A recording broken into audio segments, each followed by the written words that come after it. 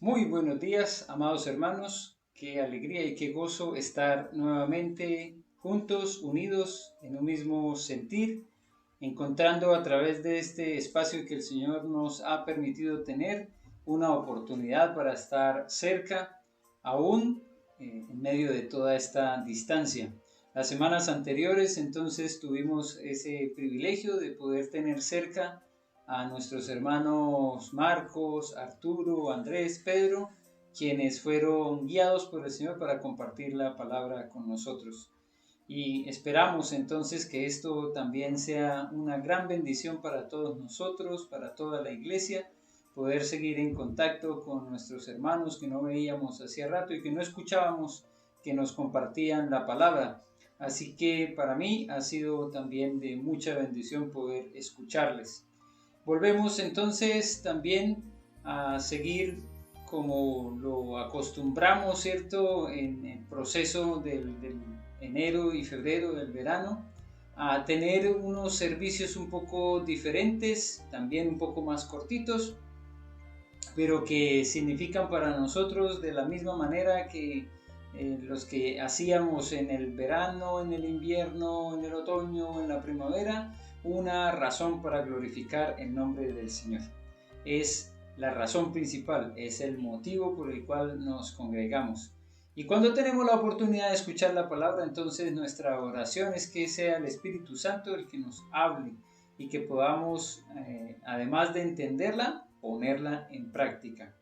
Hoy quiero compartir algo que nos hace pensar, creo yo, en las realidades que vivimos con la vida diaria, la vida común. Hoy quisiera hacerles pensar de alguna forma en esas rutinas que tomamos, que no está mal que tengamos, porque a veces nosotros hablamos de la rutina y decimos que eso es algo como tedioso, como molesto, pero entender que tenemos rutinas es algo también de nuestra realidad, de nuestra cotidianidad. Tenemos más o menos un plan, una estructura de lo que hacemos en el día. Varía en cierta forma dependiendo de la época. Por ejemplo, en vacaciones, pues las rutinas son muy diferentes a la época de estudio o de trabajo, ¿cierto? El horario para dormir cambia, el horario para despertar también, el horario para las comidas también varía un poco, pero en cierta forma se mantiene una estructura y es lo que acostumbramos nosotros a vivir en el día a día. Puede variar, pero no es tanto lo que varía. Todos los días comemos, todos los días nos duchamos, todos los días nos cepillamos los dientes, pero hay cosas que también se salen como de lo común y son situaciones que a veces cuando llegan se toman como algo muy especial, ¿cierto? El que aparezca una actividad extra, algo que se sale de lo normal, eso también ayuda, ¿cierto? A veces a cambiar un poco como el chip para que la rutina que no está mal deje de ser fácilmente monotonía, que eso es otra cosa, ¿cierto? Monotonía ya es otra cosa. Rutina, pues como lo hacen quienes practican deporte, rutina puede ser, ¿cierto? Una secuencia de ejercicios que tienen como propósito el adiestramiento, el fortalecimiento físico, bueno, pueden tener varias razones, pero no está tan mal visto como si la palabra monotonía a veces nos cuesta y nos hace pensar en algo que se repite y se repite y se repite, pero que no tiene ninguna variación especial. Hoy vamos a hablar de eso que se sale por completo de la rutina, se sale por completo de la monotonía y que nos hace pensar muchas veces en situaciones de impacto en nuestra vida, en lo que muchas veces queda marcado en nuestra mente, en nuestros recuerdos, como cuando fue la primera vez. Y seguimos recordando muchas veces esa primera vez. En la imagen, por ejemplo, les comparto lo que significa para muchos niños consumir por primera vez un limón. Sí, suena como un poco a maldad que a veces uno les quiera dar un limón para verle solamente la cara que ponen, pero a veces puede ser hasta con algo dulce. Si el niño no está acostumbrado en su paladar a consumir algo dulce, también hacen caras extrañas cuando consumen algo por primera vez. Y eso es lo interesante, que realmente es difícil encontrar que después, a la segunda o a la tercera vez, sigan haciendo la misma cara. Después de probar una vez, como que ya no es lo mismo la segunda, la tercera o la cuarta vez. Pensemos un poco en eso, porque a veces hay ciertas situaciones en la vida que nos dejan marcados como la primera vez y que pensamos nunca más se van a repetir. Nunca más vamos a volver a mirar una puesta del sol como aquel día que la vimos. Hay un amanecer que yo lo recuerdo y que me quedó marcado en la mente. Pues hay ciertas épocas en el año que se ve de una forma mucho más especial, ¿cierto? El paisaje, cuando se pinta todo de rojo el cielo, o a veces cuando hay unos matices de diferentes colores. Pero qué bueno pensar que hay ciertas cosas que se pueden repetir como la primera vez y que pueden ser tan valiosas y tan gustosas como la primera vez. Y de eso se trata un poco esta reflexión, que parte de un libro, el de Lamentaciones, en donde vamos a buscar en el capítulo 3 unos versículos que nos hacen reflexionar sobre el valor de aquello que, aunque se repita, es nuevo, es maravilloso, se debe disfrutar como la primera vez. Está en Lamentaciones capítulo 3, del versículo 21 al 25 leeremos. Lamentaciones capítulo 3 es un libro que no miramos tan seguido, pero que tiene un contenido bastante valioso. Dice la palabra del Señor en Lamentaciones capítulo 3, versículo 21 al 25. Esto recapacitaré en mi corazón, por lo tanto esperaré. Por la misericordia de Jehová no hemos sido consumidos, porque nunca decayeron sus misericordias. Nuevas son cada mañana, grande es tu fidelidad. Mi porción es Jehová, dijo mi alma, por tanto en él esperaré. Bueno es Jehová a los que en él esperan, al alma que le busca. Al alma que le busca. Oremos. Señor, aquí hay un grupo de almas que te buscan, que se alegran de saber que tú eres Dios, que tú eres nuestro Padre y que podemos clamar a ti y tú nos escuchas. Aquí hay un grupo de hijos tuyos adoptados porque tú nos viste así sin esperanza y solamente por ese gran amor que tú tienes podemos hoy contarnos como parte de tu familia. Por eso te damos gracias, Señor, por eso estamos alegres de saber que somos el pueblo de Dios, un pueblo escogido, un pueblo especial, como dice ese hermoso cántico también, llamados para anunciar las virtudes de aquel que nos llamó de las tinieblas a su luz admirable. Así que gracias, Señor, por este tiempo de reflexión en tu palabra, que ella sea avivada en nuestro ser, que tu Espíritu Santo nos llene de ti y que podamos gozarnos de saber que tú eres nuestro Padre, que cada día renueva sus misericordias. Por eso, toda honra y toda gloria es para ti. Y en tus manos quedamos pidiendo tu guía y dirección en el nombre de Cristo Jesús. Amén. Amén. Esta palabra parte entonces de un concepto que a veces nosotros como que menospreciamos un poco o rechazamos o de alguna manera censuramos o criticamos. El lamento, la lamentación. ¿Por qué? Porque normalmente hace parte como de la queja, del rechazo de las cosas, como que del disgusto, de la falta de contentamiento. Entonces pensamos en la lamentación como algo que realmente es censurable. Y hasta muchas veces entonces podemos de alguna forma culturalmente tener una indisposición con respecto a la lamentación. Pero hay momentos donde la lamentación también tiene su sentido, su razón de ser, ¿cierto? Y eso es bueno que lo tengamos presente. Esta parte de la lamentación que encontramos en el capítulo 3 está encerrada en la realidad que vivió el pueblo de Israel cuando fueron llevados cautivos, cuando fueron exiliados, cuando perdieron su tierra, su posesión, dejaron de tener gobierno propio, ya no era entonces un rey de los judíos, un rey ya sea en Israel o en Judá, sino que estaban bajo un yugo. bajo un gobierno de facto que los tenía entonces apresados y entonces además como peregrinos llevados lejos de su nación. Y en eso entonces claro que habían lamentos y había el lloro, había la tristeza de saberse ahora cautivos y además considerados como esclavos, de saber que el pueblo que los había cobijado, que los había protegido, por ejemplo, en Jerusalén con sus murallas, estaban completamente derribadas, que el templo había sido destruido y había sido saqueado. Entonces ahí aparecen las lamentaciones. Y son esta forma entonces de pedir al Señor que tenga memoria de sus promesas, que recuerde y vea lo que está pasando con el pueblo, que vea la situación terrible que están viviendo. Eso es lo que nosotros pensamos, ¿cierto? Que enmarca el libro de Lamentaciones, pero también más allá del libro de Lamentaciones, también debemos preguntarnos, ¿será que está prohibido lamentarse?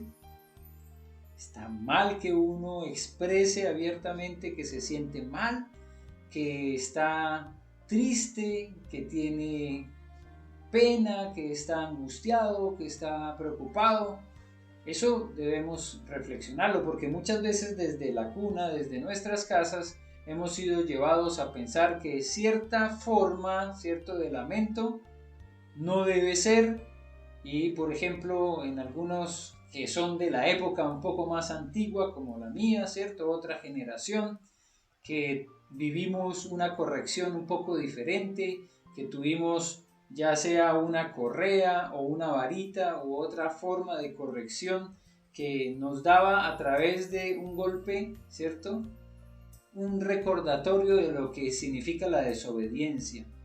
Y eso para nosotros, pues espero yo, no sea causa de trauma, pero que nos recuerde también entonces un momento histórico en el cual crecimos bajo a veces ciertos parámetros que nos ataron también a conductas que podían ser también cuestionables, como por ejemplo que a un niño se le dijera después de haber recibido un castigo y no llore, no puede llorar. Entonces, además de que había una corrección que significaba un dolor, tampoco había la posibilidad de expresarse. Y eso entonces puede causar muchas veces un dolor más profundo que el mismo golpe de la varita. Y eso debemos pensarlo porque algunos de nosotros venimos de esa escuela, ¿cierto? Fuimos criados de esa manera. Algunos varones escuchamos muchas veces, no solo de parte de pronto de nuestros padres, sino del entorno, del papá de un amigo, de un tío, de alguien cercano que nos dijo, los hombres no lloran. Y entonces, ¿qué levantamos ahí? Una generación reprimida también, que a veces tenía deseos o ganas de llorar, pero se contenía porque no podía llorar, porque un hombre no llora. Entonces es bueno que reflexionemos sobre esto, porque a veces cuando llega la oportunidad de expresar abiertamente el dolor, viene a nuestra mente, no, yo no puedo llorar. No, lo que pasó debo asumirlo con entereza. O los hombres no lloran. Y esa clase de cosas, independientemente de que seas mujer u hombre, están en nosotros muchas veces y son reacciones que son naturales, que salen rápidamente. Por ejemplo, cuando una situación está mal en nuestra vida, cuando algo pasa que es lamentable, entonces muchas veces lo que pensamos es, esto me lo tengo merecido, es un castigo porque no hice el devocional esta mañana o porque yo hice algo que le desagradó a Dios y Dios tomó entonces su correa y me dio.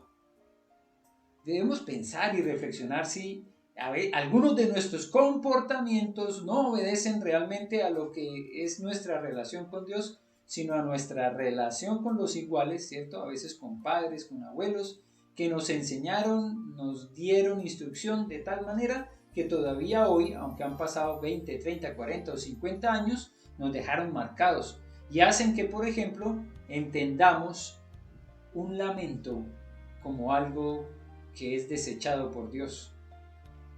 Pero tenemos todo un libro, por ejemplo, que nos está inspirando a expresar al Señor abiertamente lo que tenemos en nuestro corazón. Cuando hay alegría, expresemos la alegría, pero cuando hay tristeza también expresarla. Eso recapacitaré en mi corazón, Por lo tanto esperaré. Por la misericordia de Jehová no hemos sido consumidos, porque nunca decayeron sus misericordias. Si miramos hacia atrás, los anteriores versículos nos hablan de las consecuencias que ellos estaban viviendo y no eran sencillas. Mis dientes quebró con cascajo, me cubrió de ceniza. Mi alma se alejó de la paz, me olvidé del bien. Y dije, perecieron mis fuerzas y mi esperanza en Jehová. Alguien que está tan desesperado que está perdiendo completamente las fuerzas. Dice que hasta perdió los dientes. Pero ¿qué hace entonces en ese momento tan difícil? Dice el versículo 19, acuérdate de mi aflicción y de mi abatimiento, del ajenjo y de la hiel. Acuérdate, Señor, de los momentos difíciles que estoy pasando. Y eso es lo que dice entonces este escritor, ¿cierto? Que es posible expresarle al Señor y decirle, Señor, acuérdate de este momento difícil que estoy pasando, que estoy viviendo. Acuérdate. Y aunque nosotros lo vemos de una forma un poco más sencilla, ¿cierto? Como que es una expresión de las emociones, pues no dista mucho de lo que a veces nosotros llamamos la queja, ¿cierto? Pero pues por la queja nosotros tenemos ya una prevención mayor y decimos, no se puede uno quejar, no está bien quejarse, pero la queja y el lamento tampoco es tan diferente. Sin embargo, aquí encontramos un lamento que invoca al Señor, que todo lo sabe, que todo lo conoce, en un momento difícil. ¿Es posible entonces que nosotros podamos invocar al Señor aún en el momento difícil y expresarle abiertamente lo que sentimos? Vamos a ver un ejemplo en el libro de los Salmos. El Salmo 44 nos da también un ejemplo de alguien que tiene la oportunidad de expresarle al Señor lo que siente y lo va a hacer. Y lo va a hacer de una manera bien especial también.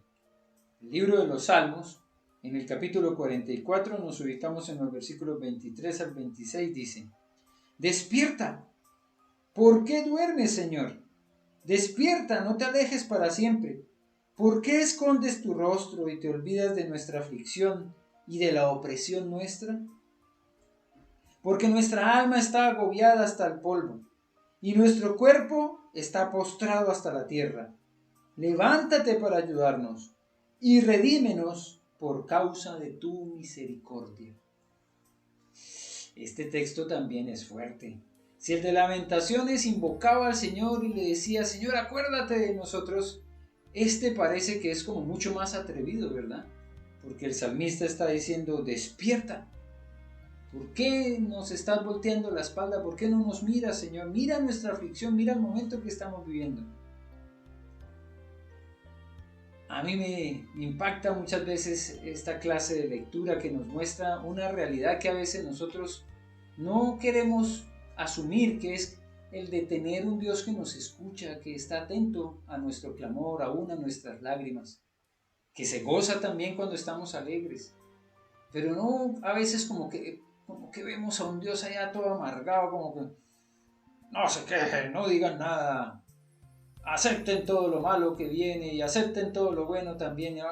Yo veo un Dios que es mucho más amoroso que eso y que nos permite expresar abiertamente nuestro dolor y que lo hace porque ahí hay una clave especial en lo que acabamos de leer en Salmo. El detalle está en lo que acabamos de leer, que nos da junto con Lamentaciones, ¿cierto?, un contexto por el cual podemos gozarnos de saber que la misericordia de Dios es una clave especial para poder entender cómo es nuestra relación con el Señor. En la misericordia de Dios está la clave, porque aquí dice en el versículo 26 del Salmo 44, levántate para ayudarnos y redímenos por causa de tu misericordia. Es la misericordia la que se convierte en una justificación, la causa por la cual el Señor debería restaurarles. Pero, ¿por qué? Porque como decían Lamentaciones, la misericordia de Jehová, por esa misma misericordia de Jehová, no hemos sido consumidos, porque nunca decayeron sus misericordias. Nuevas son cada mañana, grande es tu fidelidad. Esto es maravilloso. Es la misericordia de Dios la que nos da a nosotros la oportunidad de hablar con Él, de vivir con Él experiencias maravillosas de renuevo, de reinicio, de reseteo,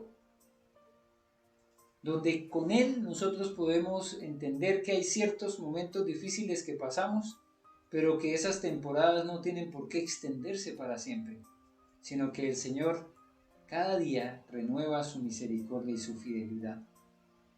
Es por eso que pasajes como el de Apocalipsis 21:5 tienen tanto sentido, ¿cierto? Yo hago nuevas todas las cosas, dice el Señor. Si las misericordias son nuevas, ¿cómo no va a hacer cosas nuevas el Señor? Cada día nosotros comprobamos que la misericordia de Dios es nueva, porque nos da nuevas oportunidades, porque conforme a su palabra Él no se acuerda de lo que pasó ayer, de lo malo que hicimos. Él nunca más se va a acordar de nuestro pecado, como dice la Escritura. Si fueron rojos como el carmesí, serán emblanquecidos como la nieve. Así que nosotros debemos gozarnos de saber eso, porque no es algo que ha cesado. Lo hizo en el pasado, lo ha hecho siempre. En el pasado entonces tuvo misericordia de un hombre como David, que aunque fue considerado conforme al corazón de Dios, también fue adúltero, asesino. Y sin embargo, el Señor siguió teniendo misericordia de él, de Salomón, de muchos otros personajes, o de una mujer llevada a los pies de Jesús para que fuera enjuiciada por adúltera, a la cual el Señor le dijo: tampoco yo te condeno. Vete y no peques más. Esa es la misericordia de Dios, la que ha sido derramada sobre nosotros. Esa misericordia que yo he recibido. Porque de otra forma no podría estar aquí frente a ustedes compartiendo la palabra. Porque soy completamente imperfecto. Porque he fallado. Porque he pecado, pero el Señor me ha perdonado. Y en su misericordia entonces cada mañana nos da, junto con su gran amor, nuevas oportunidades. Si lo ha hecho conmigo, ¿cómo no lo va a hacer contigo? También lo ha hecho y lo hará contigo. Tú que a veces piensas que no deberías recibir más oportunidades, que ya Dios agotó todo el talonario de oportunidades que tenía, que ya no hay más para ti, quiero decirte que, como encontramos en el texto de Lamentaciones y como lo leímos también allá en el Salmo 44, nuevas son cada mañana las misericordias. Y esto no significa que nos da una licencia para pecar y para hacer lo que a Él le desagrada. No, claro que no. Esto significa que los brazos de amor extendidos de Dios estarán siempre dispuestos para recibir a sus hijos. Así como ese hijo pródigo que se fue por allá y malgastó todo lo que tenía, así el Señor nos está recibiendo. Este es un día para que todos nosotros digamos juntos: gracias Dios. Gracias Señor por tu misericordia, porque es nueva y porque hoy podemos gozar de un tiempo especial contigo. Gracias Señor porque tú nos amas y porque nosotros mismos somos esa muestra del verdadero amor, de aquel que se entregó, no porque nosotros ya éramos buenos, no. Cuando Cristo murió es en el momento en el que estábamos muertos en nuestros delitos y pecados. No había hecho nada especial la humanidad para merecerlo, pero asimismo el Señor en su infinita misericordia nos muestra su gracia y nos ha dado su perdón. Así que gocémonos y digamos gracias, demos gloria, alabemos el nombre del Señor, aprovechemos toda oportunidad de cantar de la gloria de Dios, cantar de las misericordias del Señor. Cantemos y alabemos y glorifiquemos al Señor que nos ha dado cada día una nueva oportunidad y una misericordia nueva. Padre, te damos gracias, Señor, por este espacio en el cual podemos gozarnos de saber que tú estás con nosotros y que nos has amado de tal manera que por eso enviaste a tu Hijo unigénito para que recibiera el castigo que nosotros merecemos. Por eso estamos agradecidos, Señor, y decimos gracias. Gracias, Señor, porque cada día podemos, como la primera vez, gozar de tu misericordia. Y esto es algo que podremos repetir todos los días y será nuevo y será especial. No va a ser ni rutinario, no va a ser tedioso, no va a ser monótono, sino que será una oportunidad cada día nueva para glorificar y exaltar tu santo nombre. Por eso te alabamos, te bendecimos y te damos gracias, Señor, porque nos sigues mirando con amor, porque tú eres fiel, tú no cambias. Aunque nosotros cambiemos, tú te mantienes firme. Y por eso te alabamos, te damos honra y gloria a ti, en Cristo Jesús. Amén y amén.